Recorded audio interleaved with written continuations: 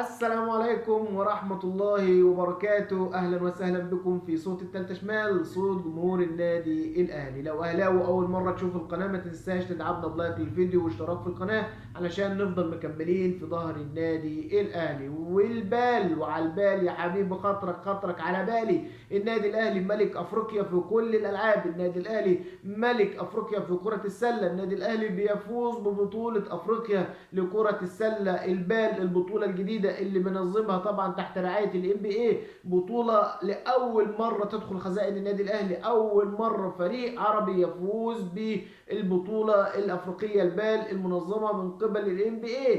النهاردة النادي الأهلي مع جوست بوش بيسطر تاريخ، مع جوست بوش بيسطر ملحمة تاريخية للنادي الأهلي.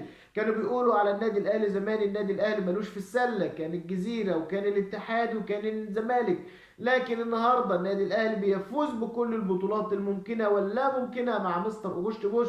وزي ما قلت هديه مقبوله يا غريمي. خدت منك مدرب 10/10، النهارده عمل فرقه محترمه. ايهاب امين، يعني احمد سمير النهارده، احمد اسماعيل النهارده، بشوف يعني اللعيبه المحترفه النهارده زي ما قلت لحضراتكم، زهران يعني مين تاني، لعيبه كتير، لعيبه حلوه جدا جدا النهارده. مليون مبروك للكابتن محمود الخطيب، مليون مبروك لمجلس اداره النادي الاهلي. حاجه محترمه جدا جدا. وعلى البال يا حبيبي، خطرك على بالي، بطوله البال لاول مره في خزائن النادي الاهلي، ولاول مره النادي الاهلي بيصعد لكاس العالم للانديه في كل الالعاب الجماعيه. النهارده كره القدم وكره اليد والطايره والسله النهارده بتنضم لهم. النادي الاهلي رقم تاريخي وانجاز تاريخي وسنه للتاريخ يا اهلي في كاس العالم للانديه.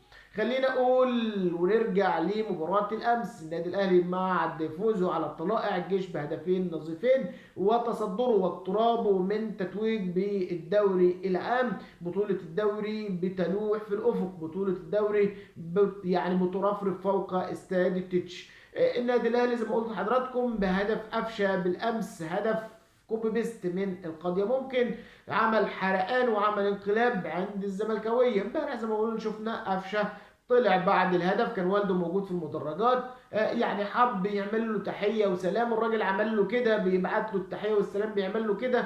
خدها اولاد مرزباخ بقى والزملكاويه اللي ما عندهمش عقل واللي ناقصين عقل طبعا، وقال لك اصله بيعمل علامه النازيه. هو قفشه عارف اصلا علامه النازيه؟ هو قفشه اصلا يعرف العلامات السياسيه؟ الراجل بيبعت سلام لوالده، الف سلام وتحيه يا والدي، منورنا في الاستاد، وهدف من الكوبي بيست من القاضيه ممكن، فابعت لك التحيه. النادي الاهلي بيرد ببيان النهارده بيقول لك قفشه ملوش في الكلام ده، قفشه راجل او لعيب طيب، قفشه كان بيبعت سلام لوالده اللي موجود في المدرجات. لكن الحرقان الشديد من محمد مجدي قفشه هو اللي عمل كده في الزملكاويه.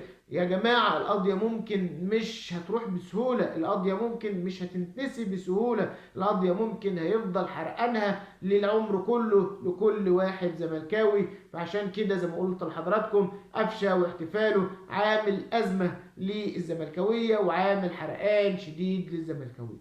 خلينا نتكلم أيضا عن سوء صفقات النادي الأهلي وانتقالات النادي الأهلي. خلينا أتكلم إن النادي الأهلي خلص صفقة مليون في المية. النهارده محمد رضا بوبو وقع على عقود انتقاله للنادي الاهلي، يتبقى فقط الاعلان بعد نهايه الموسم. هتقولي طب فوتشر وكان ماسك السنه اللي فاتت، وفوتشر النادي الاهلي خلص مع فوتشر كل حاجه، مع لعيبه اعاره، مع المبلغ المالي، مع كل شيء، مستحقات بوبو كل شيء خلصان بالنسبه لمحمد رضا بوبو. فعشان كده النادي الاهلي خد توقيع محمد رضا. انت عارفين ان بوبو كان قريب من النادي الاهلي الموسم اللي فات. ايضا خلينا نتكلم ان النادي الاهلي دخل بشكل كبير في موليكا. النادي الاهلي ما سابش موليكا، لا النادي الاهلي بيفوض موليكا، النادي الاهلي بيفوض النادي التركي عشان يخفض المقابل المادي، لان مستر كولر قال انا عايز موليكا ومصمم على موليكا، وعايز موليكا يكون موجود في النادي الاهلي. هيفرق بقى، قال لك هيفرق معايا بقى في بطوله دوري السوبر الافريقي زي ما قلت لحضراتكم. خلينا نتكلم ايضا عن ان شاء الله الاعداد الجماهيريه اللي هتكون موجوده في نهائي دوري الابطال الافريقي. خلينا اقول ان زي ما انتم عارفين كان سمح ب 20,000 متفرج. النادي الاهلي بيضغط بقوه علشان تكون الساعه كامله، واتمنى ان تكون ساعه الاستاد كامله. اتمنى ان الوزير يشوف مصالح النادي الاهلي شويه زي ما هو شايف مصالح الزملكاويه. خلينا نشوف مصالح النادي الاهلي اللي رافع راس النادي الاهلي. خلينا اقول برضو على النادي الاهلي زي ما قلت لحضراتكم مكاسبه من مباراه امس. النادي الاهلي فاز بالثلاث نقط، ما كانش فيه لعيبه خدت اصابات، كل اللعيبه الحمد لله سليمه. ريح لعيبه كتيره، علي معلول حمدي فتحي، مروان عطيه، لعيبه كتير ريحت. كهربا ريح لعب اخر ربع ساعه بس.